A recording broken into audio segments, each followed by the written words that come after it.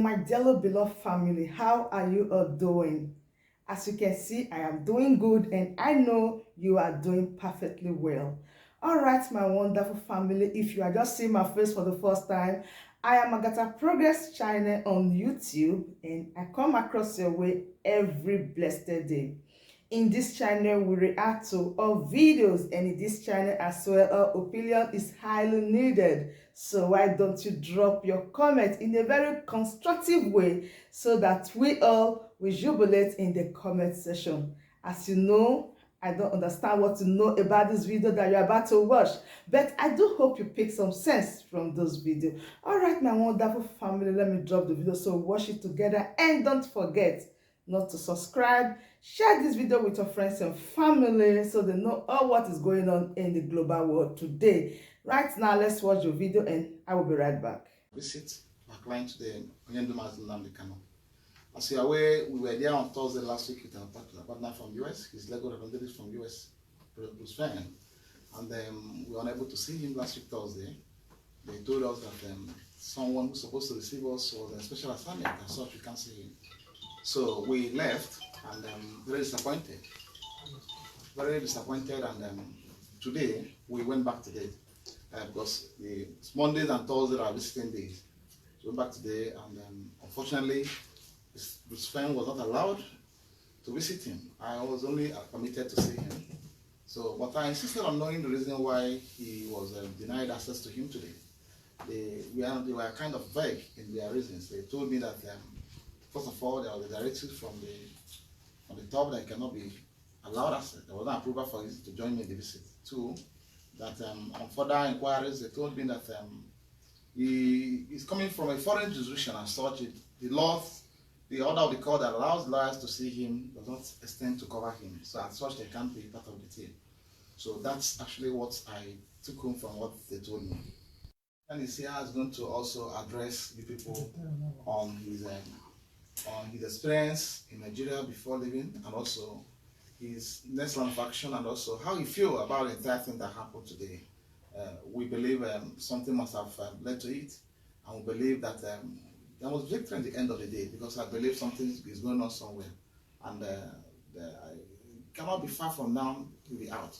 So let's find Mr. President, can talk to the world about your experience in Nigeria, how you were denied access today to see a client you came all the way from US to see, and also what you think to do going forward. Thank you. Yes, well, thank you for that introduction. Hold on.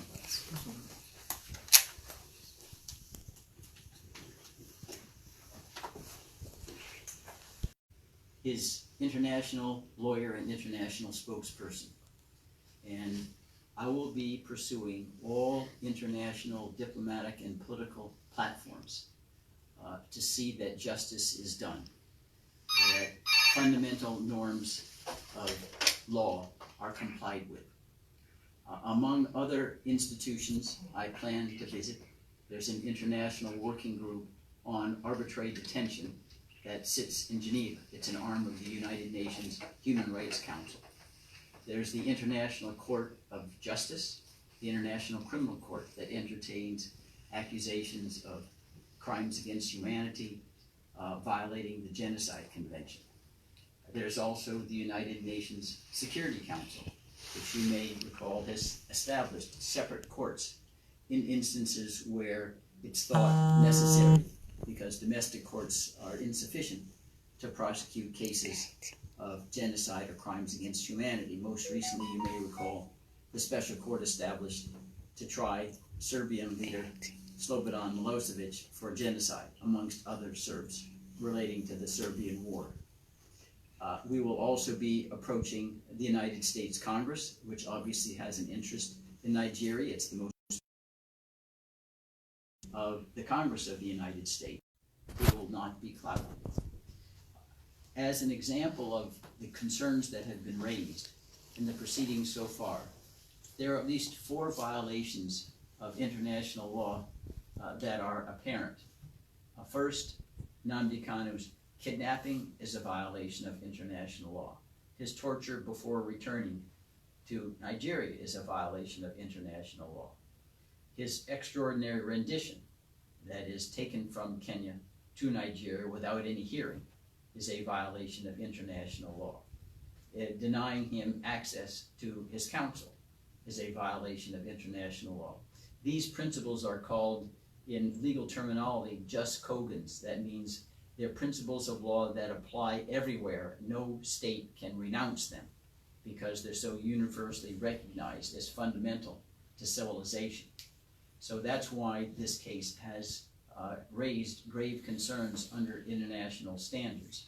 And I think the international community would be seriously grieved if these weren't remedied, which is why I will be approaching them. Again, with the full backing, I am the echo chamber, if you will, of Nnamdi Kanu. I am optimistic that he will be released soon. Thank you so much. That's essential, and I believe Nigeria will come to understand that to be in compliance with international law of the most fundamental sort is a lot better for all the Nigerians, including the government of Nigeria, than being a scofflaw. So that's a summary of where we are. I'm leaving tomorrow back to the United States, and the agenda will be pursued there. Thank you so much. We usually notify them about I'm coming formally, and they said they will approve. And when I insisted to know more, they said that it's not a lawyer called Nigerian, it's not a private single institution.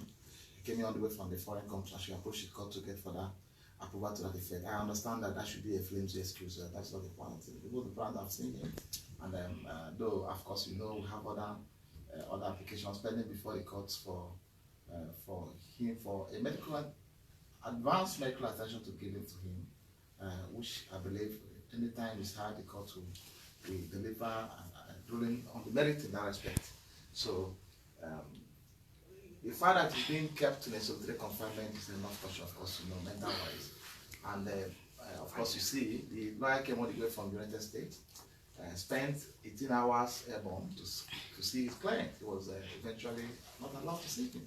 So, and you know what it means. So, and also, he's being subjected to that form of torture, where he has no access to the larger world, limited access to his lawyers. So, and also, there is need for advanced medical attention to be given to him. We insist, because we can't tell to the world actually whether he's healthy today or not. He may look healthy, of course, you see him, say he's healthy, maybe look healthy as he's looking at him. But inwardly, he can't determine what he's passing through. And apart from against the backdrop of the fact that he was subjected to all forms of torture and inhuman treatment when he was abducted in Kenya before his traditional rendition to Nigeria. So that's why we are calling, and also we're calling for an advanced medical attention by independent medical experts. So that application is before the court, so because the court has to give an order. So, and also, if it be, I've written to the service, I will make a formal application to them in that regard, that if they will allow us, because you see, it's only living that can face the death, that can face trial. So they can allow us for somebody to come and look at him. And conduct a thorough medical examination. Let us know if there's any issue. It hasn't been disclosed. So as it stands today, I can't confirm to the world that he's 100% healthy until when an independent person investigates him medical-wise. So taking into cognizance the fact that he was tortured, was also inflicted with severe injuries and harms when he was abducted in Kenya. So, and which I believe is still, which is still taking treatment today on account of that. But facial looking is not, I can say that, but we need an independent medical expert to examine him. So thank you so much. Okay, sir. Okay, You are distracted. Stop talking now. They can't talk again. They deny that. So I want to know if you are going to join Kenya as party in that your plan to go higher. Well, to the extent that Kenya was complicit in acting in collusion, they are co-conspirators and equally liable under international law. They can't wipe their hands like Pontius Pilate and say, well, we had nothing to do with it. And the standard we will use, it may well be that, is often done, we would approach Kenya and say, if you give us evidence, we may refrain from naming you. That's often done. They would turn and benefit us as a witness. Because we know, the chief culprit here, the moving factor is Nigeria. Kenya wouldn't have done this spontaneously on its own. So the way in which Kenya becomes implicated will depend upon the facts and how cooperative they are. So what I would like to know is what happens if all sources or all this international courts and all of that, what if they fail to help you get justice? What else will you do? There are both judicial platforms as well as political platforms, the political being Congress. The fact is, we will never cease seeking justice. There's a saying from one of our famous presidents, Thomas Jefferson, that God is just and his justice will not sleep forever. So the idea that anyone could convince us that we've lost is fallacious. The different personalities come in, justices don't survive forever, politics changes. We'll continue to make the case for justice because it's universal. Again, we are basing our legal theories on such fundamental principles of human rights that no nation can opt out of them. Now, there may be situations where imposing sanctions doesn't, in the short run, yield the result that you want, but you don't give up ever. Look at all of the years it was thought that apartheid would be integral in South Africa. Nelson Mandela was in prison for a long time, but then he became president. So we feel that we have the tenacity and doggedness and justice on our side that will enable us to prevail. It's just a matter of when, not if. Thank you. Thank you so much. Let's take controversy. Yes, hold on. Hold on, let's. My wonderful family, again today, the DSS, the lawless DSS, refused that the lawyer from USA should have access to Nnamdi Kanu. The second time, something is not right. Something is not really right. We have to do something. Things are not going the way it should be, and we know it. Things are not right. We have to buckle up. What is all this?